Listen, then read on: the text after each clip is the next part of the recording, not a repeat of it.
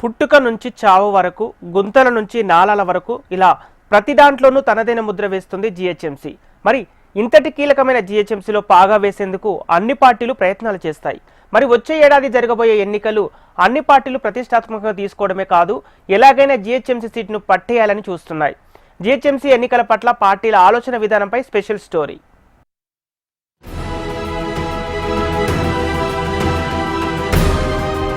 GHMC ప్రజలకు సౌకర్యాలను కల్పించే సంస్థ. దాదాపు 1 కోటి జనాభా ఉన్న గ్రేటర్లో 660 కిలోమీటర్ల మేర విస్తీర్ణంతో ప్రజలకు సేవలు అందిస్తోంది. ఇక జీహెచ్ఎంసీ చరిత్ర చాలా పెద్దది. 1869లోనే హైదరాబాద్ మున్సిపల్ బోర్డుగా ప్రారంభమైంది. అనంతరం 1933లో హైదరాబాద్ మున్సిపల్ కార్పొరేషన్ ఏర్పాటు చేశారు. 1934లో మున్సిపల్ కార్పొరేషన్ కు మొదటిసారి ఎన్నికలు జరిగాయి. అనంతరం అనేక పరిణామాల తరువాత 1955లో హైదరాబాద్, సికింద్రాబాద్ మున్సిపల్ కార్పొరేషన్లు రెండూ విలీనమై హైదరాబాద్ మున్సిపల్ కార్పొరేషన్ గా ఏర్పడ్డాయి. 1956లో రాష్ట్రం ఏర్పడిన తరువాత హైదరాబాద్ రాష్ట్ర రాజధానిగా ఏర్పడింది. అప్పటి నుంచి ఎంసీహెచ్ గాని ఎన్నికలు నిర్వహిస్తూ వస్తున్నారు. హైదరాబాద్ అభివృద్ధి చెందుతుండటంతో పరిధి విస్తరించి గ్రేటర్ హైదరాబాద్ గా రూపాంతరం చెందింది. Greater Hyderabad municipal corporation 16 April 2007న 12 మున్సిపాలిటీలు, 8 గ్రామ పంచాయతీల విలీనంతో జీహెచ్ఎంసీగా మారింది. ఎంసీహెచ్ గా ఉన్న సమయంలో 172 కిలోమీటర్ల విస్తీర్ణంలో 45 లక్షల జనాభాతో ఉండగా, తాజాగా 625 చదరపు కిలోమీటర్ల విస్తీర్ణంలో దాదాపుగా 1 కోటి జనాభాను కలిగి ఉంది. ఇందుకు సంబంధించి అప్పటి ఆంధ్రప్రదేశ్ ప్రభుత్వం గ్రేటర్ హైదరాబాద్ ఏర్పాటుకు సంబంధించి జీవో 261 ఆమోదించింది. గ్రేటర్ హైదరాబాద్ మున్సిపల్ కార్పొరేషన్ ను దక్షిణ, తూర్పు, ఉత్తర, ఈశాన్య, పశ్చిమ మధ్య జోన్లు అంటే మొత్తం 6 జోన్లు, 30 సర్కిళ్లు, 150 వార్డులుగా విభజించింది. జీహెచ్ఎంసీకి సంబంధించిన వ్యవహారాలన్నింటినీ చూసేందుకు ఐఏఎస్ అధికారి కమిషనర్ గా వ్యవహరిస్తారు. ప్రతి జోన్లో ఒక జోనల్ కమిషనర్, అడిషనల్ కమిషనర్ హోదా కలిగిన అధికారులు ఉంటారు. ప్రతి సర్కిల్ కు డిప్యూటీ కమిషనర్లు నాయకత్వం వహిస్తారు.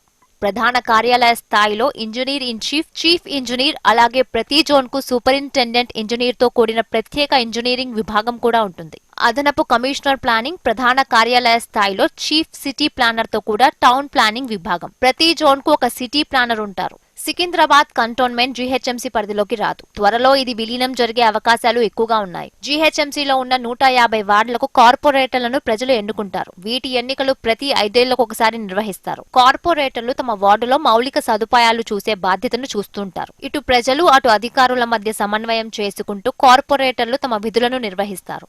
150 మంది కార్పొరేటర్లలో ఒకరిని మేయర్ గా, మరొకరిని డిప్యూటీ మేయర్ గా ఎన్నుకుంటారు. 24 అసెంబ్లీ నియోజకవర్గాలు జీహెచ్ఎంసీ పరిధిలోకి వస్తాయి. వీటి పరిధిలోకి వచ్చే 5 లోక్సభ ఎంపీలతో పాటు ఎమ్మెల్సీలు, ఎమ్మెల్యేలు మొత్తం 64 మంది ఎక్స్ ఒఫీషియో సభ్యులుగా ఉంటారు. జీహెచ్ఎంసీ 2007లోనే ఏర్పడిన 2009లో మొదటిసారి ఎన్నికలు జరిగాయి. అనంతరం 2016లో, 2020లో జరిగాయి.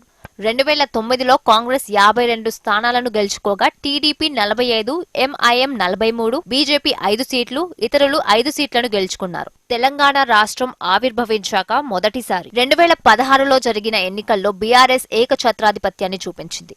ఏకంగా 99 సీట్లను గెలుచుకుంది. ఎంఐఎం 40 సీట్లను, టీడీపీ 1, కాంగ్రెస్ 2, బీజేపీ 4 సీట్లను గెలుచుకున్నాయి. ఇక 2020లో జరిగిన ఎన్నికల్లో బీఆర్ఎస్ డౌన్ ఫాల్ చూడగా బీజేపీ పుంజుకుంది. అప్పుడు జరిగిన ఎన్నికల్లో 56 సీట్లను కాంగ్రెస్ గెలుచుకుంది. బీజేపీ 48 సీట్లు, ఎంఐఎం 44 సీట్లు, కాంగ్రెస్ 2 సీట్లు గెలుచుకుంది. చాలా స్థానాల్లో బీఆర్ఎస్ కు టఫ్ ఫైట్ ఇచ్చి 2వ స్థానంలో నిలిచింది బీజేపీ. ప్రస్తుత లెక్కల ప్రకారం బీఆర్ఎస్ నుంచి కాంగ్రెస్ కు పెద్ద సంఖ్యలో కార్పొరేటర్లు జంప్ అవ్వడంతో 23 మంది కార్పొరేటర్లతో కాంగ్రెస్ బలం పెరిగింది. ప్రస్తుతం జీహెచ్ఎంసీలోని సభ్యుల పదవీ కాలం ఫిబ్రవరి 10, 2026తో ముగియనుంది. దీంతో ఎన్నికలకు ఆశావహులు సిద్ధమవుతున్నారు. ముఖ్యంగా కాంగ్రెస్, బీజేపీ పార్టీల నుంచి పోటీకి డిమాండ్ పెరగనుంది. బీజేపీ మాత్రం ఓల్డ్ సిటీలో కూడా మెజారిటీ సీట్లు సాధించే ప్రయత్నాలు ప్రారంభిస్తున్నాయి. అన్ని పార్టీలు గెలుపు గుర్రాల వైపు చూస్తున్నాయి. ఈసారి మేయర్ పదవి ఎవరిని వరిస్తుందనే ఆసక్తి నెలకొంది. 2020 నవంబర్లో నోటిఫికేషన్ ఇచ్చినప్పటికీ ఈసారి ఆ అవకాశం ఉండకపోవచ్చు.